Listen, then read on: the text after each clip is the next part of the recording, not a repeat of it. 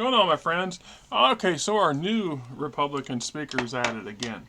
It's not hard to understand why, and what I would really like to know is just how much more of this is going on behind the scenes that we're not being told, because it's, bits and pieces of it are coming out. But I guess the most recent one, the potential funding for the next go around for the government, includes a caveat in there that's basically makes it so you can criminalize women taking contraceptives. So they want to not only ban the pill, condoms and the like, they would also, make it illegal to use them, or and to prevent yourself from getting pregnant, because that will obviously fix all the problems in this country and in the world if we just have unlimited birth rate. Yeah. So, and then there's another one in there that called for defunding one of the government agencies by 50%. And the acronym for this, I should have wrote it down. The acronym for this thing has got, I can't remember the acronym itself, but it's got something to do with oversight for how people manage their funds or something. Isn't that just another way of making sure that the uber wealthy get to keep even more of their money and to contribute even less to the company coffers? I have to ask you, I have to ask America, ask yourself, of all these billions and billions of dollars that are spent every year, I mean, in presidential years, we're fast approaching $1 trillion being spent total on these political races. So these people, and I ask it all the time. So how is it somebody spends $50 million to get a job that's only going to make about $174,000? The very absurdity of that goes to show you just how effed up this damn system is, and how things are really not well in America. America is not working anywhere near the way it's intended to or supposed to work. And that just, it doesn't. So I have to wonder. So the fact that Mr. Johnson here is hell bent on controlling birth control and women's reproductive rights, in big part, is because of his fanaticism, his fanatical belief in the Old Testament and being the way everything has to be done. And so it's causing problems right now, because the Bible comes before everything else. The Bible to Speaker Johnson is more important than anything else. So what the Bible says trumps anything the Constitution says. And then you figure God's will, or whatever the Bible that Johnson's interpreting the Bible to mean, and then the Constitution, the Bill of Rights, and things like that, and then all these secondary bills and laws and crap that we put in, and then the people. So you can see we are far, far below what this person's real, truly care factor is.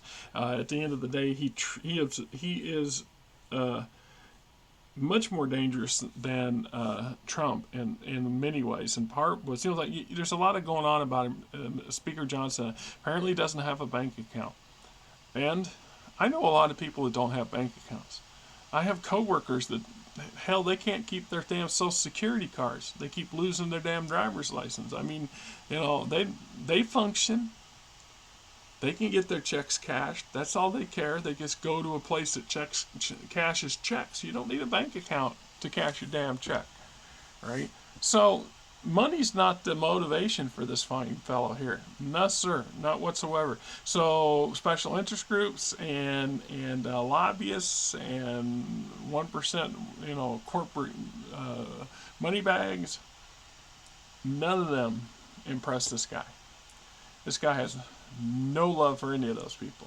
And they're damn fools if they think that they can manipulate him or control him in some way. It is going to get worse. I should have got an image of this one. There are, damn near want to just go get one now, right? So if you watch the Game of Thrones, you know, the leader of the quote sparrows, the religious organization that Cersei allowed to reestablish itself, that damn near brought the nation to the kingdom to its knees hundreds of years before, and was banished for a damn good reason. Cersei was easily convinced to allow these things to be resurrected, and then found herself at facing the very entity she thought she was going to control. Not only did they they forced her into some pretty serious indignations and then embarrassments, and would have probably either killed her or corrupted her, found some way to corrupt her, had it not been for her finance, her powerful family putting their foot down and demanding her back. You couldn't be the queen of the kingdom and be treated by this way, but yet they were doing it. The point I'm getting at is this Speaker Johnson's that kind of guy. Right, so it's not a surprise that they're trying to be sly. They're trying to be slick.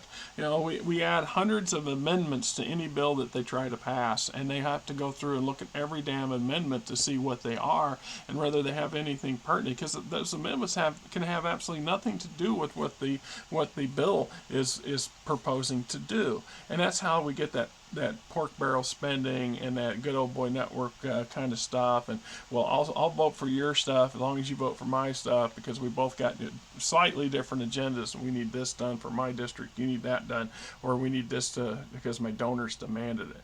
It's like when everybody going on about Manchin retiring. Well, yeah, he's retiring. He's achieved everything his damn donors wanted him to do. Now it's time for him to retire and take a cushy, fat desk job some one of these big ass fossil fuel corporations that help fund his campaigns.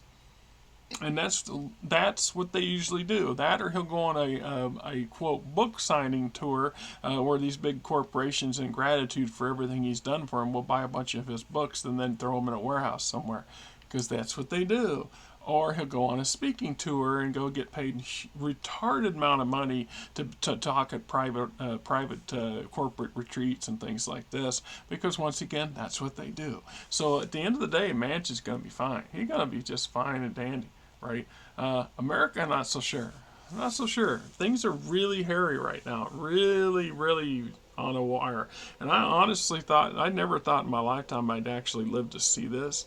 Although I have suspected for a big chunk of my life that we were going to end up somewhere down this pit hole, this big pit that we've fallen into, based on what I watched growing up and the inconsistencies and just how it just the wealthy of this country has done their level best to kill the country. That's what they warn about, killing the cow. You want to keep getting the milk, you want to make the cheese, you need the damn cow. Right? So the fact that, like I said, Speaker Johnson's trying to take away your birth control. He's trying to make it so you will be put in prison for utilizing it. They're already hot and bothered to continue the push for getting no abortion anywhere in the country. Once again, for the party of law and order, for the party of minimal government, for the party of individual freedom, they sure seem really intent on telling you what your freedoms are and how you may or may not pursue them, and finding ways to punish you if you don't follow their policies. Think about that for a minute, America. Just think about that one.